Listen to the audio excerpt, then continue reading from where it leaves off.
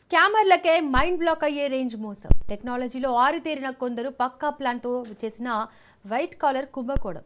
ఏకంగా 13,000 కోట్లు. వినడానికే ఒళ్ళు గగ్గురు పొడిచే ఈ భారీ స్కామ్ వెనుక ఉన్న అసలు రంగును హైదరాబాద్ జీఎస్టీ అధికారులు ఛేదించారు. సాంకేతికతను ఆయుధంగా చేసుకుని వ్యవస్థల కళ్లు గప్పి కోట్లు కొల్లగొట్టారు. గేమింగ్ ముసుగులో జరుగుతున్న ఈ భారీ దోపిడీని జీఎస్టీ ఇంటెలిజెన్స్ విభాగం బట్టబయలు చేసింది. ఒకరిని అరెస్టు చేసి 100 కోట్లకు విలువైన బ్యాంకు ఖాతాలను సీజ్ చేసింది. హైదరాబాద్లో భారీ మోసాన్ని జీఎస్టీ ఇంటెలిజెన్స్ అధికారులు బయటపెట్టారు. 13,000 కోట్ల మోసానికి పాల్పడిన టెక్కీని అరెస్ట్ చేశారు. గేమింగ్ యాప్స్ నిర్వహిస్తూ ప్రజలను మోసం చేయడమే కాకుండా ఆ డబ్బును షెల్ కంపెనీల ద్వారా తరలించినట్లు జీఎస్టీ అధికారులు గుర్తించారు. పేమెంట్ గేట్వే ఆధారంగా ఈ వ్యవహారంపై తీగలాగితే 13,000 కోట్ల మోసం వెలుగు చూసింది. ఆన్లైన్ గేమింగ్ మాఫియా భాగవతం బయటబయలైంది.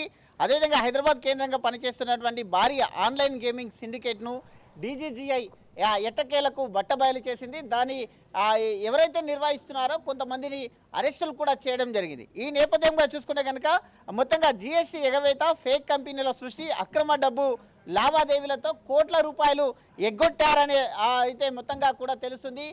మోసాలకు కూడా వివిధ రకాలైన మోసాలకు కూడా పాల్పడుతున్నట్టుగా కూడా డీజీజీఐ పేర్కొంటూ వస్తుంది. అదేవిధంగా చూసుకునే కనుక డీజీజీఐకి వచ్చినటువంటి ప్రాథమిక సమాచారం ఆధారంగా నిర్వహించినటువంటి సోదాల లోపల మొత్తంగా షెల్ కంపెనీల ద్వారా పెద్ద ఎత్తున ఆన్లైన్ గేమింగ్ లావాదేవీలు జరుగుతున్నట్టుగా కూడా నిర్ధారణకు వచ్చింది. అదేవిధంగా దర్యాప్తులో 13,000 కోట్లకు పైగా టర్నోవర్ను చూపిస్తూ జీఎస్టీ ఎగ్గొట్టారంటూ కూడా అయితే ప్రాథమిక విచారణలో తేలిన భాగం లోపల దానికి ప్రధాన నిందితుడిగా ఉన్నటువంటి ఎవరైతే హైదరాబాద్కు చెందినటువంటి Adsum advisory service private limited director పంకజ్ను అదుపులోకి తీసుకున్నారు. అదుపులోకి తీసుకొని అయితే ఈ యొక్క కుంభకోణానికి దారి తీసినటువంటి సుమారుగా 13,000 కోట్లకు సంబంధించినటువంటి ఈ యొక్క కుంభకోణం కాబట్టి దీనిలో ఎవరెవరు ఉన్నారు, ఎంతమంది ఉన్నారు, ఎన్ని అయితే ఈ విధంగా అక్రమాలకు పాల్పడుతున్నారు అనే కోణం లోపల దర్యాప్తునైతే చేస్తున్నారు. అదేవిధంగా ఫేక్ కేవైసీలను సృష్టించి షెల్ కంపెనీల నెట్వర్క్ నకిలీ కేవైసీ పత్రాలతో అనేక